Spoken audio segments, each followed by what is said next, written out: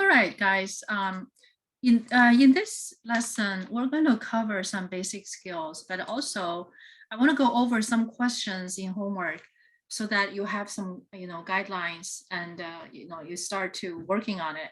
It's very, of course, you understand it's very important for you to do the homework, and even though the homework are not collected, those questions on homework will be asked in your on the quizzes, which counted for your grades. So it's very, very important for you to do the homework. All the homework questions I have put in there, I handpicked them myself in association with the lectures I've been doing a recording for the week. So each week you have a set of homework. I try to make it short, but not too short. So you should have enough practice. If these questions are not enough for you, there are plenty of exercises that you can get by just find a algebra textbook, pre-calculus textbook, or trigonometry textbook. You're gonna find plenty more. But I try to make it short, and also could support and make a connection with the lectures I do. So I urge you guys to do homework. So that's why I put the homework on the top of each week. All right, so without further ado, and you have a set of homework this week, and these are very much basic skills. It's very much basic skills, but they're all associated with what you are about to see. Some of those you're about to see them in the quiz. Okay, for example, the first question, we ask you to simplify and discover. Simplify and discover. So question that was given to you, one is √2 squared, and the other one is -2 squared in the square root. And so we've done the calculation here. So what do we see here? Okay, what do we see here is that if you square 2, and then you take a square root, this 2 is the same as this 2. If you square -2, and you get an answer 2, and the 2 is opposite to -2, or this 2 is the absolute value of a -2. Okay, so I want you guys to start to see a pattern. Okay, so for that reason, I have put some examples out here. And of course, you can make your own examples. You can make your own examples. For example, I could do like a 1 squared, right? Say, hey, 1 squared is the same as 1, yes. But still, we want to make a connection, and you're going to see a general form very soon. -1 squared, right? When we look at these examples, right, I put these examples in this way so that you start to observe. If 2 is positive, the answer is positive. If 2 is, if the base here is negative, the answer is the opposite to the negative, right? Positive, the opposite of -2. So in this case, of course, you're gonna get 1, and in this case, you're also gonna get +1. Right? So more examples could be here, right? If you like to pause, okay, because here I put just a little bit more all at once because I was just doing a recording previously, and then I was interrupted by a phone call. So I just shut down my phone as I'm redoing the recording. So that's why you see all of these things together. Normally I would just type one by one. But anyway, take a pause and write them down. And what have we observed? You can see all of these forms on the left-hand side, they have a general form. So what is that general form? That general form is the square root of x squared, and x can be any real number. If you watch the recording about number system, you know what real number are, right? Real number are mainly just positive, negative, fraction, decimal, rational numbers, irrational numbers, sign numbers in general.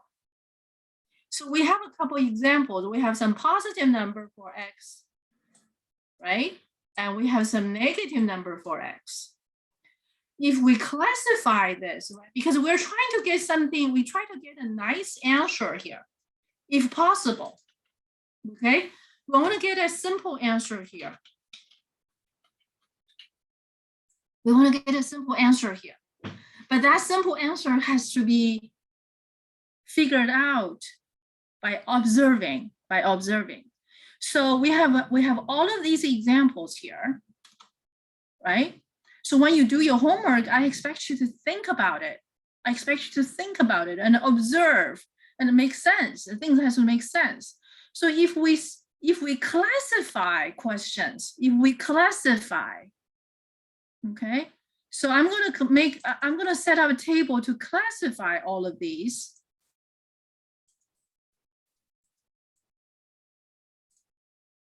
Okay, so let's classify all of these.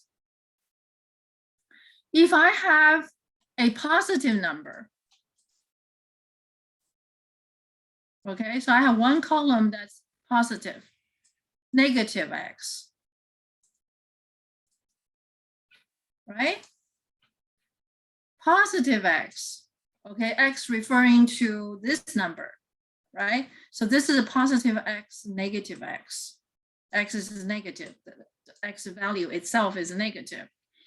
And also, you can keep going. So with these examples, you learn to classify, right? To put the numbers in different categories. And you're going to find some interesting features. You're going to find some commonalities, right? So what do we do here? And we found, hey, there is some pattern. There is some pattern. So how do we summarize those patterns? Right? And the last one, of course, is 0. So we're going to put it in this category. So how did I put in these categories here? You see here, in this row, in this column, in this row, right?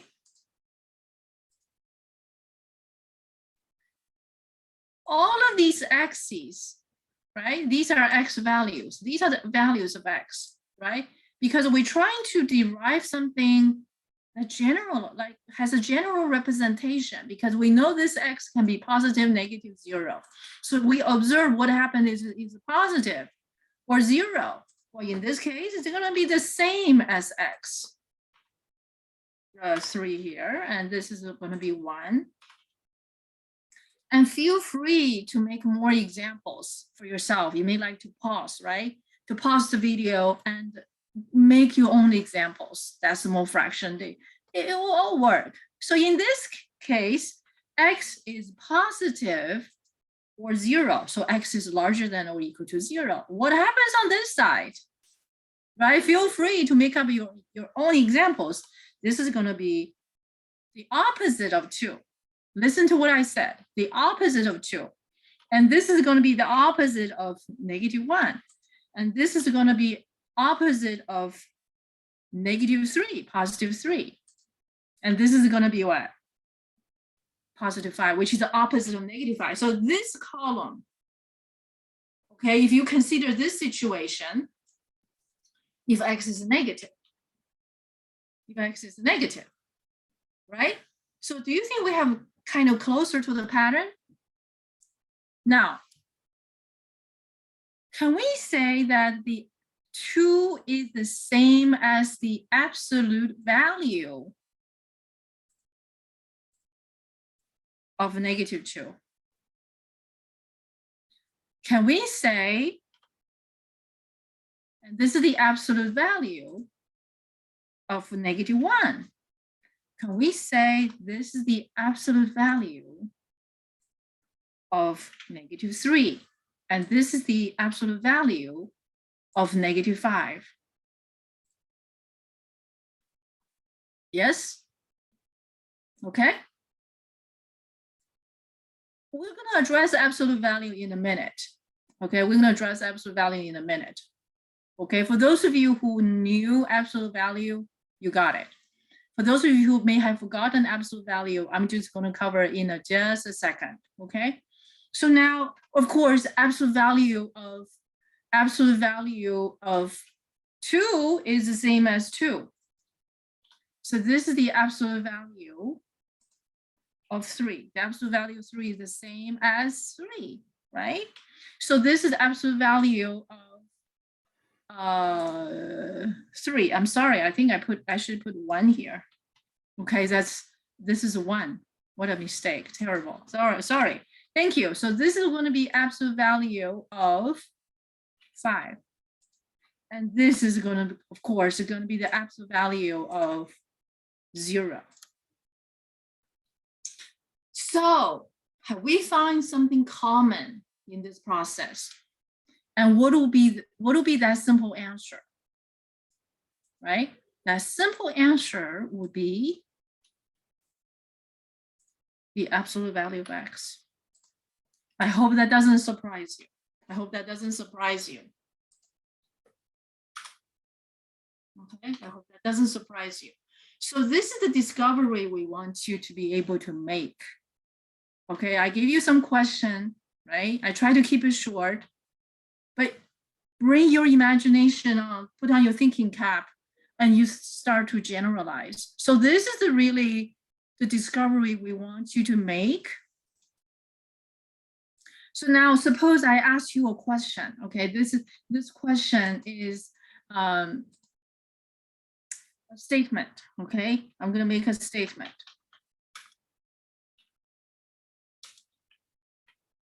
I'm gonna make a statement. For any real number, the absolute value of x squared is equals to x. What do you think of that statement? Is that true or false? True or false?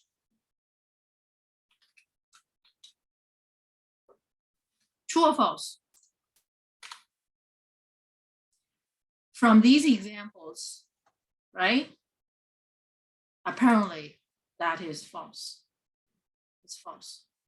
Okay, it's not true. But yet, this is a false. This is false, right? So what is true? This is true. This is true. Okay, this is true. Big difference. For any real number, this is true. This is false. So do you see the difference? But this false statement is a very common mistake. Very common mistake. A lot of students, when they get to calculus class, they still make this mistake. Okay, this is a terrible, horrible, very bad mistake. Very, very bad mistake. So as I promise you, then I'm going to address the absolute value. What is absolute value of a number? What is absolute value of a number? The absolute value of a number is basically, we say, okay, we don't look at the sign. We just look at the number itself, right? But it's actually defined as the distance of the number from the origin. Okay, distance of the number from the origin. Origin, of course, is 0, right? So suppose we have a number line. Suppose we have a number line. Here's a number line. And we have an origin. Okay, so here's our origin. Okay, we're gonna call it, it's 0, the point of reference. The point of reference. Any number and every number, right? You can put your tick marks there, right? -1, -2, -3. Any number right? Whether you say I'm going to have a -3 on this side,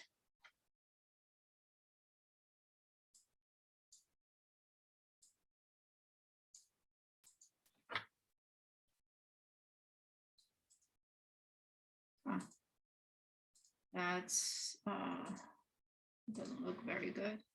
All right, so suppose I have a -3 here, right?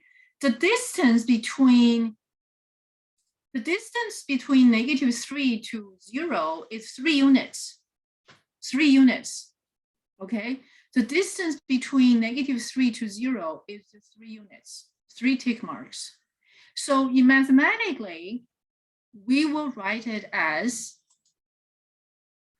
whoopsie, okay. So mathematically, we're going to write it as absolute value of -3. This will mean the distance between -3 and origin. The distance is 3. Okay. Another example. Suppose I have a number on the other side. Okay, I have a number on the other side, which I'm going to choose it to be, say just +2. +2. Okay, this is +2. The distance between 2 to the origin is 2 units, and therefore the absolute value of 2, right? So whenever we write that sign, it means the distance. So we use these 2 bars enclosing the number, and that's going to be equals to +2, because the distance between 2 to 0 is going to be 2. How about 0? So what the distance between 0 and 0? And of course, the distance between 0 and 0 is 0. 0. Okay, so that's the introduction to absolute value. We actually will continue to address absolute value in week 2. Okay, so here's just one introduction, and we want you to see that, you know, this common mistake. This is number 1 common mistake. Okay, number 1 common mistake is being addressed on the first week, in the first week. Okay, so this is one of the discovery. And now how about cubic root, right? How about cubic root? So next, I'm going to clean this up, and I'm going to leave the cubic root ideas for you for now, okay? So we did the example for square root, and and I want you to think about how you're going to do the cubic root. If you have any questions, please don't hesitate to ask me, okay? And of course, it's a series of discoveries. So let's look at the second set of questions, okay? Question number 2, expand or FOIL, okay? Expand or FOIL.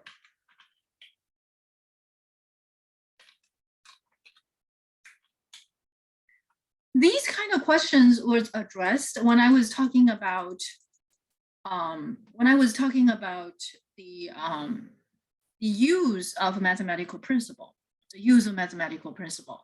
right? So all of these are perfect squares. So what you need to do is that you want to find some patterns. Okay? Finding patterns. So we find patterns. So from that pattern, we can go backward, forward, right? So now expand FOIL, right? So first is as a review. So x plus 1 squared. What you need to do? You're going to do x plus 1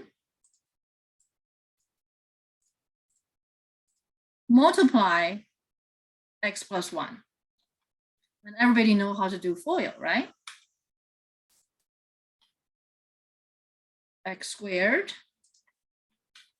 plus x and plus 1 squared plus 1 squared. And you can write 1, of course. Okay, but I prefer 1 squared. So in the end, we're going to get x squared plus 2x plus 1 squared. Okay, so you're going to keep doing this, and you start to find some pattern. You start to find some pattern. So I give you x plus 1, x minus 1, x plus 1 squared, x minus 1 squared on both sides. Okay, so what will be the ultimate pattern you find, right? For all of these, observing these is ultimately you're going to discover, and maybe you will review your college, your elementary algebra. It's any number, okay, a plus b squared, right? A be x, b be 1. If you FOIL that, and you're going to get what? You're going to get a squared plus 2ab and plus b squared. Very useful formula, because later on you're going to see how do you do factoring, right? So if you, and this is called a perfect square. This is called perfect square.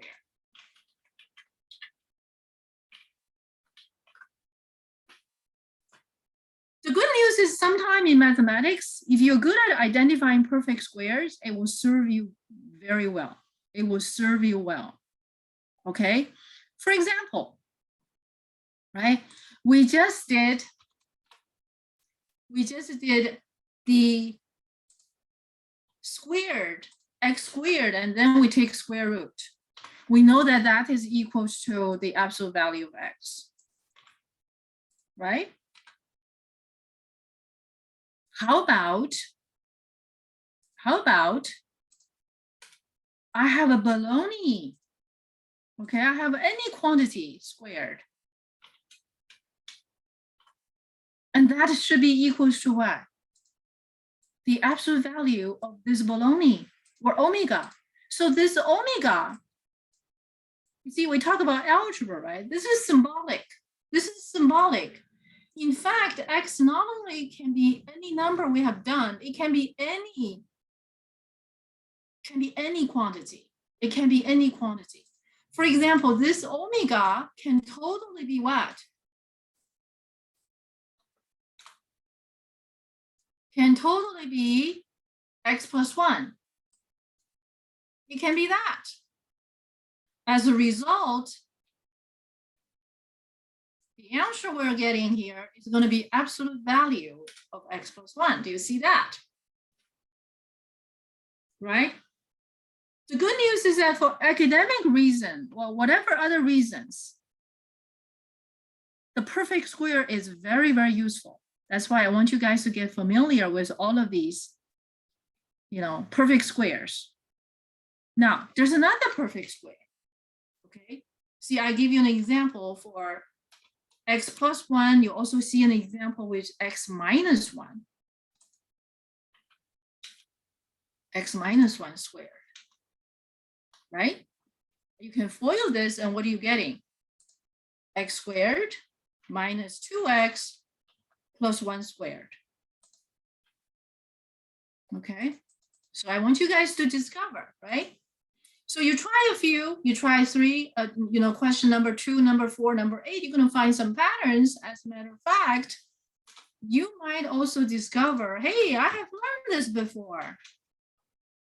Or I forgot, but now I just pick up, right? So this is going to be a squared minus 2ab plus b squared. So this is another perfect square. This is another perfect square. In fact, all of these questions you see in number 2, they're perfect squares, but you recognize the pattern. We recognize the pattern. Once we recognize the pattern, okay, for example, I might be giving you something like this. I might be giving you something like this. And you would instantly recognize it's a perfect square. How do you recognize it is a perfect square? Because you see the patterns, right? You see the patterns. What have you seen? What have you seen? Of course, in this context, you know it's a perfect square, right? How do you identify that perfect square? Ah, we have a perfect square here. So this is a perfect square. That's a perfect square. Each perfect square, they have a base. So if in the middle, so you have perfect square here, you have a plus another perfect square there. And if in the middle, you have a 2 times 2 bases, and there you go, you found your perfect square. Okay, so not only you can go from right to left to right, you also go from right to left. So that's why you also have the question on number 5. Number 5.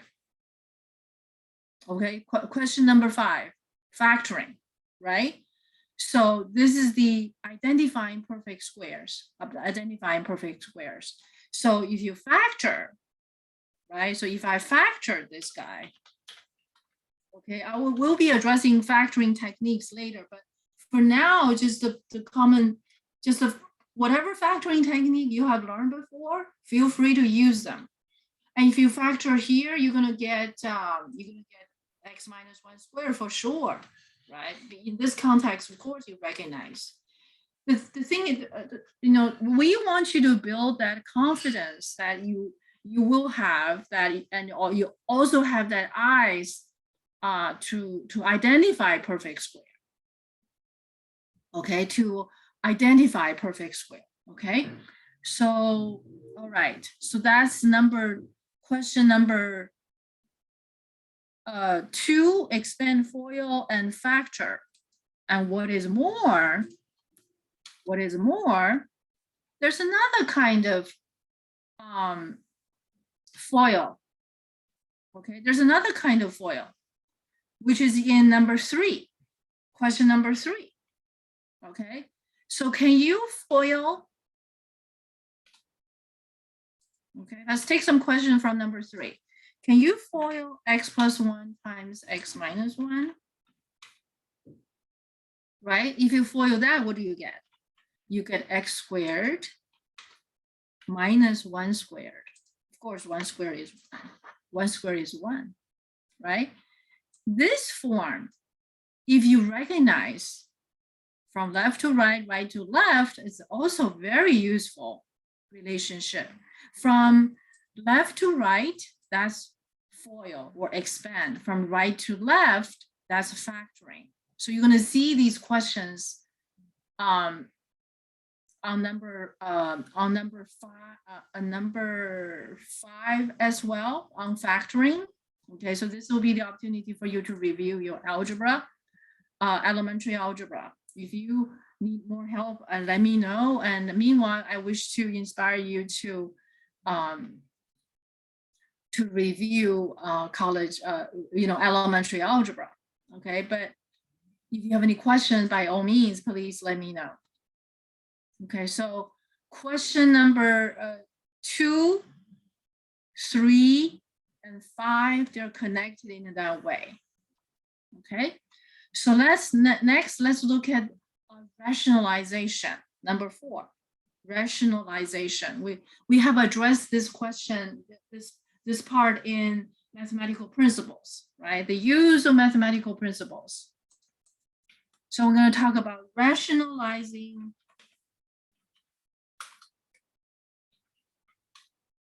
denominator. Okay. The technique we use is principle number 1, mathematical principle number 1, right? So we had examples over there, so you haven't seen that.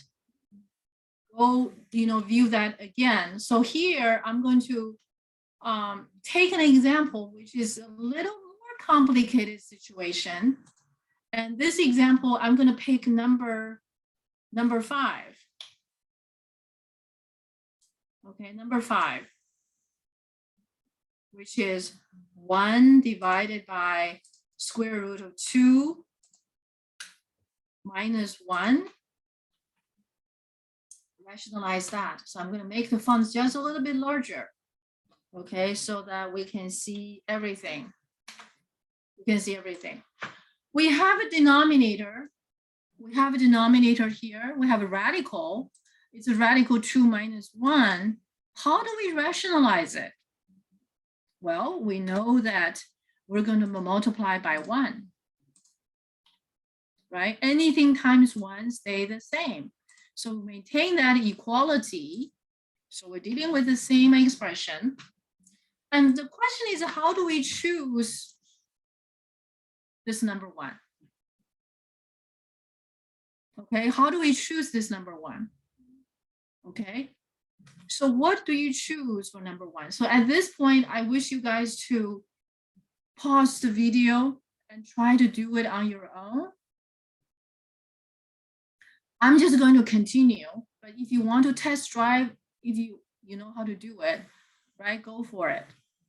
Okay, pause and then come back to see what I have done here. Okay, the choice that I'm going to use for rationalizing this denominator is square root of 2 plus 1 over square root of 2 plus 1. Numerator and denominator are the same, so this is really just number 1. But I replace 1 by a specially chosen 1. So that will guarantee this equal sign is still right. Okay, this equal sign is correct. Because anything times 1 stay the same. So what I have done here, I have used mathematical principle number 1. Principle number 1. What is mathematical principle number 1? Any number times 1 stay the same. Okay, so this is our any number times 1 stay the same, right? So it's the sameness is what we want, right? Because we just want to simplify this expression without altering its value, right? So at the beginning, if you type in this number in calculator, you get 1 number. At the end of the operation, you type in the calculator, you still get the same numerical value. That's what we intended. So we don't want to alter. We just want to change the form of this quantity without altering the value. Okay, without altering the value. Okay, so with that said and done, okay, so we're gonna have numerator times numerator, denominator times denominator. So what do we get here? Numerator 1 times root 2 plus 1, that's going to be root 2 plus 1. Denominator, however, we get root 2 plus 1, and we also have another quantity. And what is this product? What is this product? We just did this, right? And we also know that there's a formula a plus b times a minus b. If you FOIL that, that's going to be a squared minus b squared, right? Okay, so we're going to utilize this true statement. We're going to utilize this true statement. This is a mathematical truth. This is a mathematical truth. Okay, feel free to practice more in elementary algebra. That will, but I'm here. I will help you too. But that's where it's presented in elementary algebra. So here you basically have root 2. You can use that as a capital A. So root 2 is our capital A, minus 1 plus 1. So B is 1, right? Since that's root 2 is our A, So we just plug in the formula. B is 1. So what do we get in the end? Root 2 squared is 2. 2 minus 1 is 1. Right? So by selecting this quantity, what are we getting? We got the denominator is going to be root 2 squared minus 1 squared, and the numerator stay the same. You don't need to do it. We don't need to do anything here. And in the end, we got denominator equals to 1 and numerator stay the same. And in the end, of course, we get the final answer. Okay, so this is how we choose 1. Okay, and this quantity, okay, so I'm going to put a little note here. If you guys have heard about conjugate, right? These two quantities, okay, these two is conjugate to the other one. So these two quantities are conjugate to each other. In fact, any quantity, okay, in general, any quantity in the form of a plus b, okay, in the quantity of a plus b is conjugate to a minus b. Vice versa. Okay, vice versa. That is, we can also say that, you know, root 2 plus 1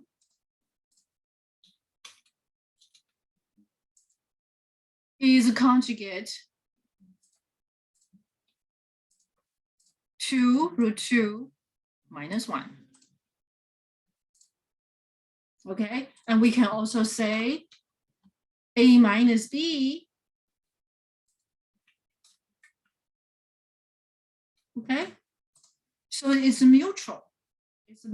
Is conjugate to a plus b.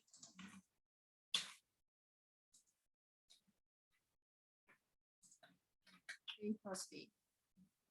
Okay, so conjugate always comes in pairs. And what is more interesting, the reason that this set is being specifically talked about, because conjugates, when we multiply two quantities which are conjugate to each other, and we have this interesting property. That's why it is being used when we simplify, when we rationalize denominator. So feel free to practice with some other examples. So I'm going to give you another example. I'm going to do another case. Okay, I'm going to point out some common mistake.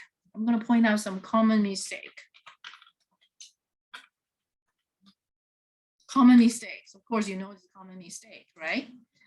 You know that these things we're going to do, there are mistakes. One of the common mistakes is this.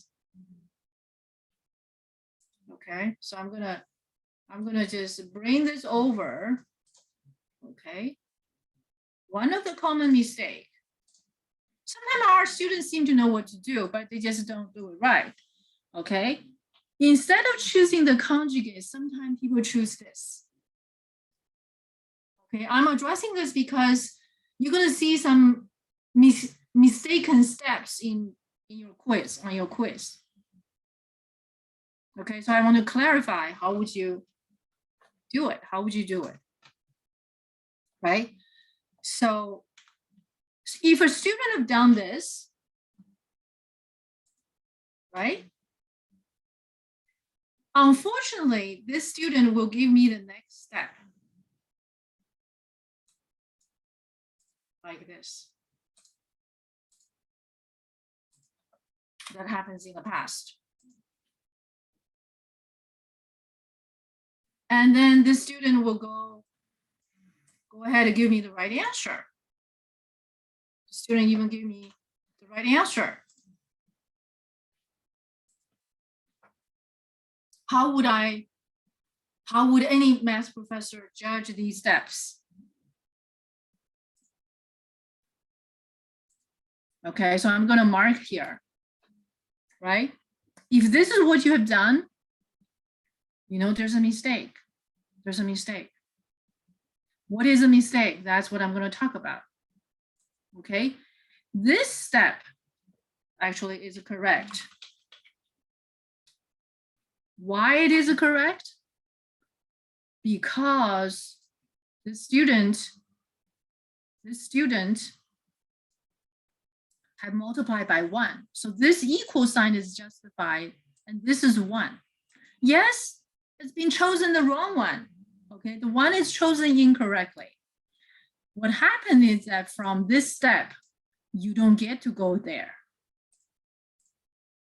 Okay, so what is wrong is this step. Because if this is what you did, that's all right. So this will not be counted as wrong because it is not wrong, right?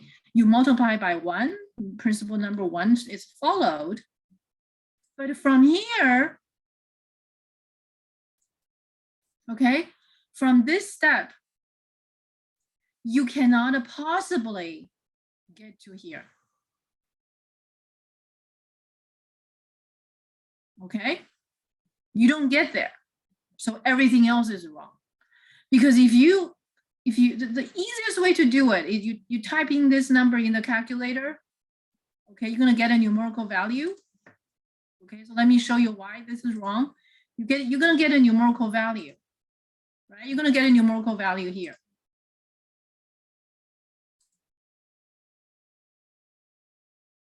Right?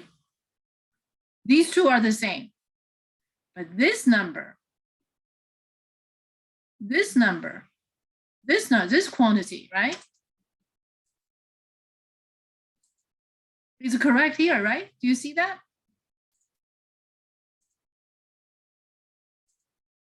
So where is it wrong?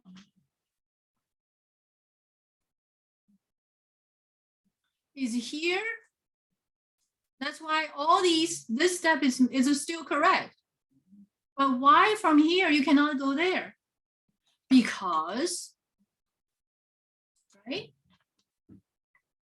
Because here from this step, you can only get there. You can only do root 2 minus 1 multiply root 2 minus 1, right? So you're gonna have root 2 minus 1 on the top, right? So this is gone. In the denominator, you're only gonna get root 2 minus 1 squared. This quantity, if you do this, you're gonna get there. This will be correct, correct, correct. But this numerical value,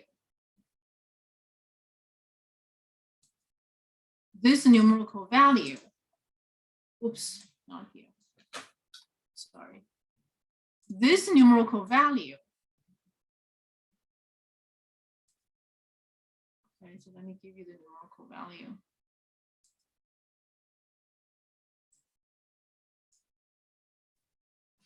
Okay, it doesn't get you here because these two are not the same.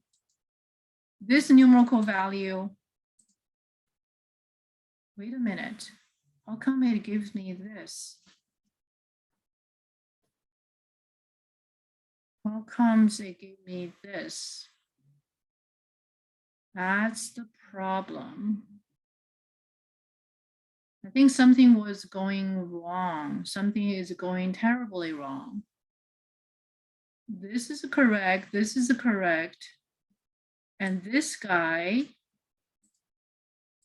okay, this guy, and this guy These two quantities.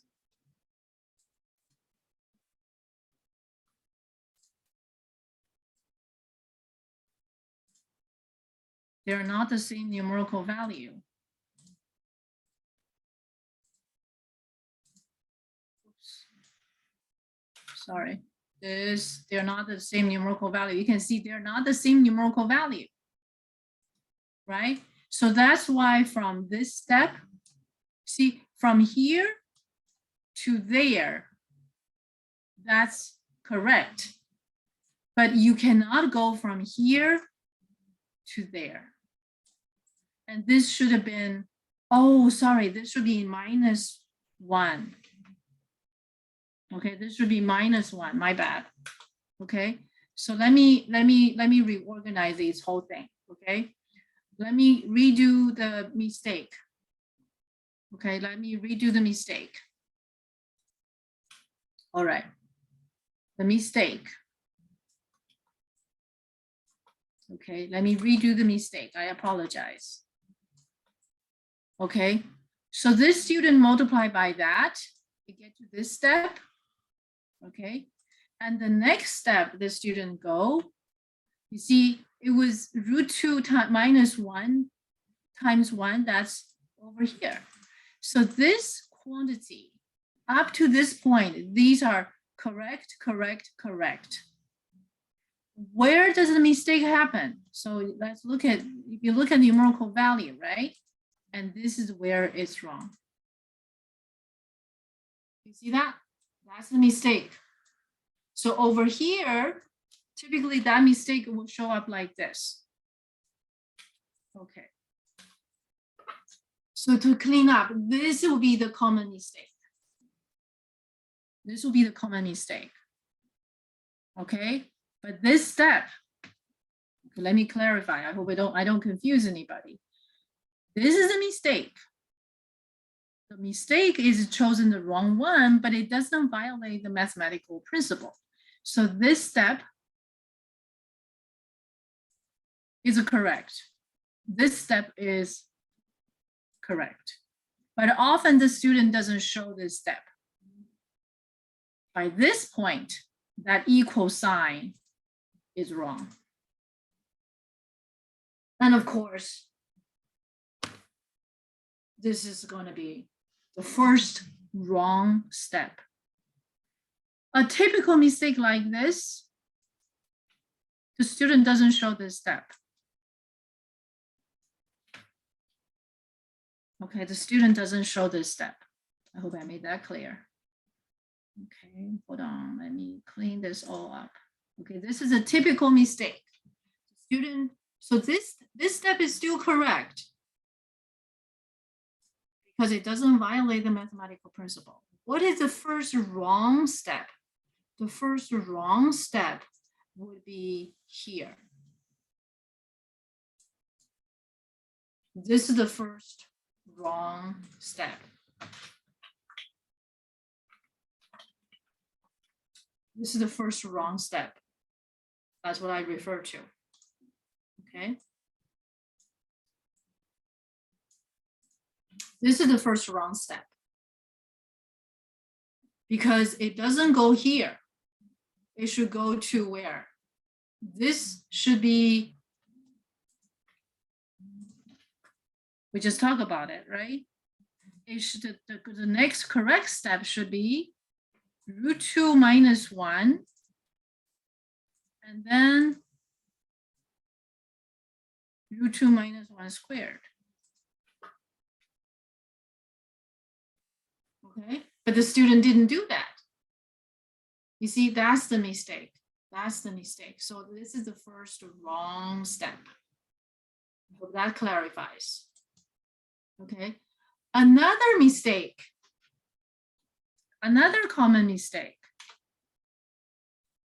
Okay, another common mistake.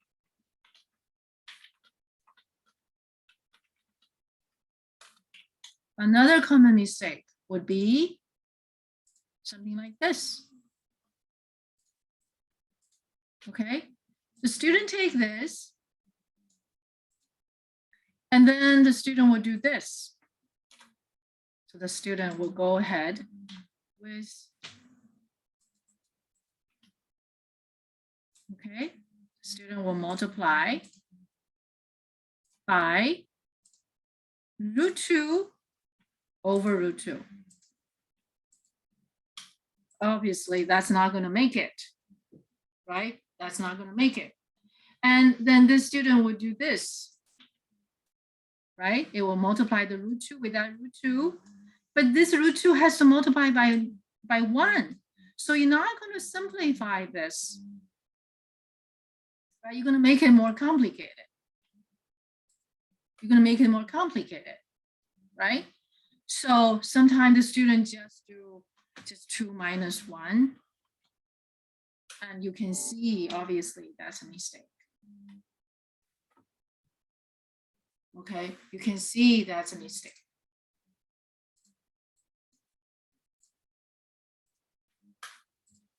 Okay, and numerically, you can check yourself. You can check yourself. So the actual numerical value should be this one. And what is the numerical value here? And obviously, they're not the same. They're not the same. You know you have made a mistake somewhere, right? So if you go this route, the mistake you have made is you take the root 2 times root 2, you get 2, that's correct, but you also have to take the root 2, multiply 1, so you're going to have a minus root 2 here. So if you go this route, the correct next step should be you have a root 2, and then you have a root 2, you have a root 2 here. You have a 2 minus root 2. So instead of getting rid of the radicals, you make it more complicated. You made it more complicated. Okay, so that's the mistake. That's where the mistake is. You should have gone here. If you've gone here, though, you're not going to rationalize it, right? So this whole thing, this is also a very, very common mistake. This is a very, very common mistake. To summarize, to get rid of the radicals, okay, to get rid of the radicals in the denominator, right? You can choose your one, but the best way to choose the conjugate, the one used to make the conjugate over another conjugate. All these, so this is one common mistake. Okay, so let me put it here, should be,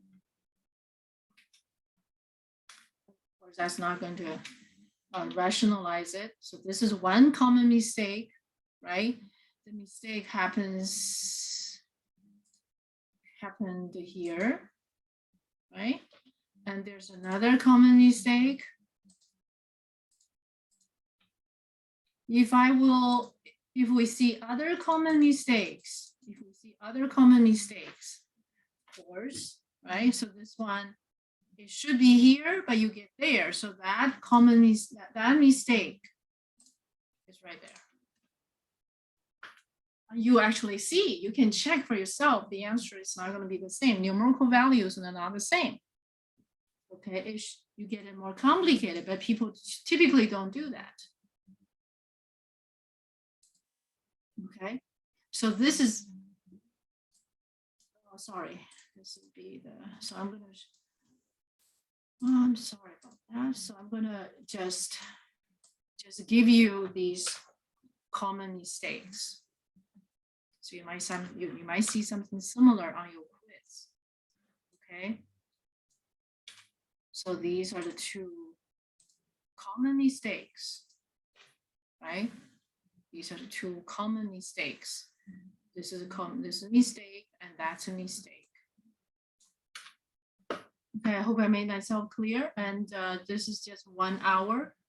And I think we're going to do some more of rationalization and simplify fractions in the next lesson. Okay, so let's take a break.